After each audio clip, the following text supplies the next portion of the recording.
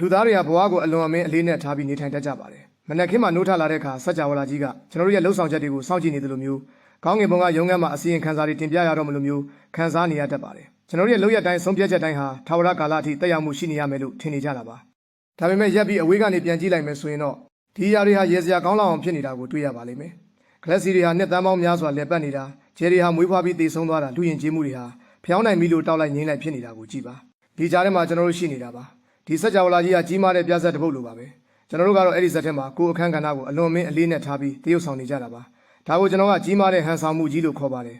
ကျွန်တော်တို့ဟာဘာကြောင့်မှမသိပဲအရာအလုံးဟာတကယ်အရေးကြီးတယ်လို့ထင်မှတ်ပြီးစူးစမ်းပန်းစားနေထိုင်နေကြတာပါအဲ့ဒီလိုစူးစမ်းနေရင်းနဲ့ပဲတခုခုကိုအနိုင်ယူရမယ်တခုခုကိုဆုံးရှုံးမှကြောက်ရမယ်ဆိုတဲ့ခံယူချက်မျိုးကျွန်တော်တို့မှာရှိနေတတ်ပါတယ်ဒါပေမဲ့တကယ်တမ်းကျတော့ဘာကအရေးကြီးတာလဲနေမင်းကြီးကရောတင်ဒီနေ့အလုံးမှာအောင်မြင်ခဲ့သလားဆိုတာကိုဂရုစိုက်ပါမလာ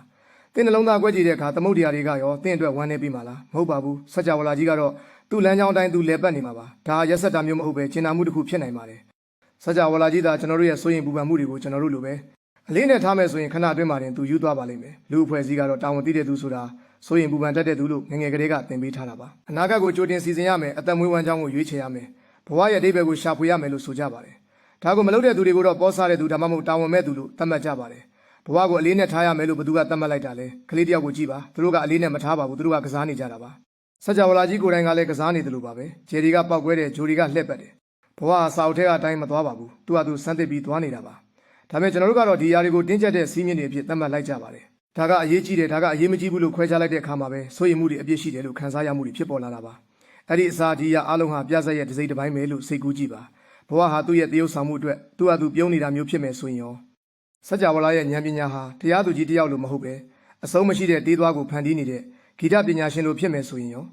အဲ့ဒီခါမှာကျွန်တော်တို့ဟာခြိတက်နေဖို့မဟုတ်ပဲကာပြနေဖို့လိုအပ်တယ်ဆိုတာသိလာပါလိမ့်မယ်။ဘာမှအရေးမကြီးဘူးလို့သဘောထားပြီးနေထိုင်ခြင်းဟာဘဝကိုပြစ်ပယ်တာမျိုးမဟုတ်ပါဘူး။ဒါရှင်းလင်းပြသတဲ့သဘောပါ။ကျွန်တော်တို့ရှာဖွေနေတဲ့အဓိပ္ပာယ်ဟာနေထိုင်ခြင်းဆိုတဲ့လောက်ရထဲမှာနေရှိနေတာပါ။အဆုံးမှာဘာမှထူးမလာဘူးဆိုတာသိထားတဲ့အတွက်စိတ်ပါလက်ပါကစားနိုင်ခြင်းဟာလွတ်လပ်ခြင်းရဲ့အစပါပဲ။အခုလိုပြောတဲ့အခါလူတွေကဘာမှမဟုတ်တော့ဘူးဆိုရင်ဘဝရဲ့အဓိပ္ပာယ်ကဘာလဲလို့မေးတတ်ကြပါတယ်။ဒါအဓိပ္ပာယ်ဆိုတာကိုလူကဖန်တီးယူရမယ်လို့အရန်ကိုတွေ့ကတ်ထားတဲ့သဘောပါ။တကယ်တော့ဒီလိုတွေ့ကတ်နေတာကပဲဆိုရင်ပူပန်မှုတွေရဲ့အရင်းမြစ်ဖြစ်နေတာပါခေတ်သစ်လူနေမှုဘဝမှာကျွန်တော်တို့ဟာရလက်တွေအောင်မြင်မှုတွေသူတစ်ပါးရဲ့ချီးမွမ်းမှုတွေပေါ်မှာပဲအဓိကထားနေကြပါတယ်ဒါပေမဲ့အဲ့ဒီလိုလိုက်လံရှာဖွေလေပို့ပြီးဝေးကွာသွားလေပါပဲအလေးနဲ့ထားခြင်းဆိုတဲ့ဝန်တော့ဝန်ပိုးကသင်ရဲ့အာယုံခံစားမှုတွေကိုပိတ်ပင်ထားပါတယ်သင်ဟာဘဝရဲ့ရီမောတန်တွေကိုမကြားနိုင်တော့သလိုတာမန်အရာတွေကအလှတရားတွေကိုလည်းမမြင်နိုင်တော့ပါဘူးဘဝရဲ့အဓိပ္ပာယ်ဆိုတာအသက်ရှင်နေခြင်းပါပဲဒါဟာအရန်ကိုရိုးရှင်းပါတယ်ဒါပေမဲ့လူတွေကတော့တခုခုကိုအောင်မြင်အောင်လုပ်ရမယ်ဆိုပြီးအလော်တကြီးဖြစ်နေကြတာပါအလေးနဲ့ထားခြင်းဟာပညာရှိခြင်းရဲ့လက္ခဏာမဟုတ်ပါဘူးမေ့လျော့ခြင်းရဲ့လက္ခဏာပါစัจ java လာကြီးဟာသူ့ဟာသူဖြစ်ပေါ်နေတာပါဘယ်သူမှစတင်ခဲ့တာမဟုတ်သလိုဘယ်သူမှလည်းစီမံခန့်ခွဲနေတာမဟုတ်ပါဘူးအလေးနဲ့ထားခြင်းကိုရှော့ချလိုက်တဲ့အခါမှာဘဝဟာပြဿနာတစ်ခုမဟုတ်တော့ပဲအတွေ့အကြုံတစ်ခုဖြစ်လာပါလိမ့်မယ်ဒါတာဝန်တွေကိုဆွန့်လွတ်ရမယ်လို့ပြောတာမဟုတ်ပါဘူးတာဝန်တွေကိုစစ်သားတယောက်လိုတောင်းတင်းစွာမထမ်းဆောင်ပဲကားချီတယောက်လိုပေါ်ပါစွာထမ်းဆောင်မှုပြောတာပါတနေ့တာလုံးဘာစီစဉ်မှမရှိဘူးဘယ်သူမှမှတ်တမ်းတင်မနေဘူးလို့စိတ်ကူးကြည့်ပါအဲ့ဒီအခါမှာသင်ရဲ့လှုပ်ရှားမှုတွေဟာပိုပြီးပေါ်ပါလာမယ်စကားပြောတာတွေပိုပြီးနူးညံ့လာမယ်ဘာကြောင့်လဲဆိုတော့အဓိကကြတယ်ဆိုတဲ့ဝန်တော့ဝန်ဖို့မရှိတော့တဲ့အတွက်ပါနောက်ဆုံးအနေနဲ့ပြောချင်တာကတော့ဘဝမှာဘာမှအရေးမကြီးဘူးလို့သဘောထားလိုက်တဲ့အခါမှာပဲအရာအလုံးဟာအဖိုးတန်သွားတာပါစัจ java လာကြီးဟာတရားရုံးမဟုတ်ပဲကစားကွင်းတစ်ခုဖြစ်တယ်ဆိုတာကိုသိလိုက်တဲ့အခါမှာပဲသင်ဟာစစ်မှန်တဲ့လွတ်လပ်မှုကိုရရှိမှာပါဒ